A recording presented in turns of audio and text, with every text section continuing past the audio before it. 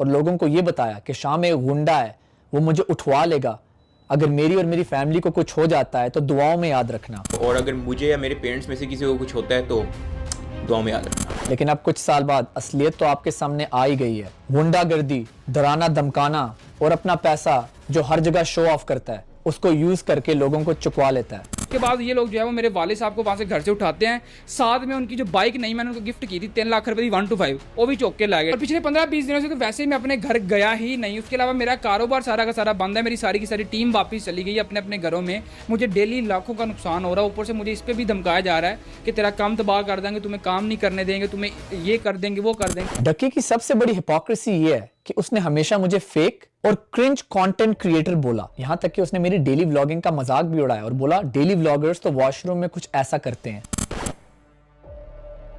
जब रोस्टिंग शोस्टिंग किसी की बुन लेने का नहीं अगर मौका मिल रहा तो फिर व्लॉग ही बना ले। और फिर जो कंटेंट खुद उसने डेली व्लॉगिंग में बनाया वो तो आप सब बहुत अच्छे तरीके से जानते हैं। अगर आपको याद हो, डक्की ने एक मीम बनाई थी, कुछ भी दिखाया जा सकता है, और डक्की ने इस चीज को खुद ही प्रूव कर दिया। अपनी व्लॉग्स में वो बहुत भोला और मासूम सा इंसान दिखता है, लेकिन रियलिटी में उसका ये चेहरा है। और पीछे से मुझे घर से कॉल आती है कि घर में पुलिस आ गई है।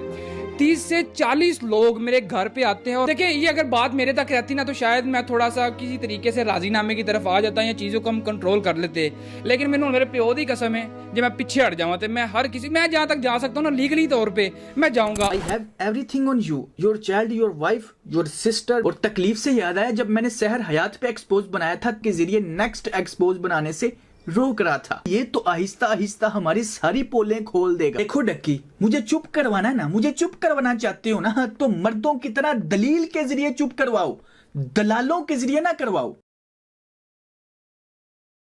Teaching a skill online is not wrong, लेकिन फ्रॉड नहीं करना चाहिए। डक्की से 1 महीना पहले मैंने भी एक प्रोग्राम लॉन्च किया है जिसका नाम है millionairinfluencer.com, जहां पर मैं लोगों को सिखाता हूं how to become a YouTuber, how to get over hate, things जो मैंने लर्न किए हैं इन द लास्ट 12 ईयर्स। लेकिन डक्की, अगर तुम एक प्रोग्राम लॉन्च करो और फिर अपने पार्टनर्स के साथ डिस्कस करो, वो पार्टनर्स जो चाहते हैं कि लोगों को फुद्दू बना के उनसे पैसे निकलवाएं, दैट्स द रॉन्ग मेंटालिटी।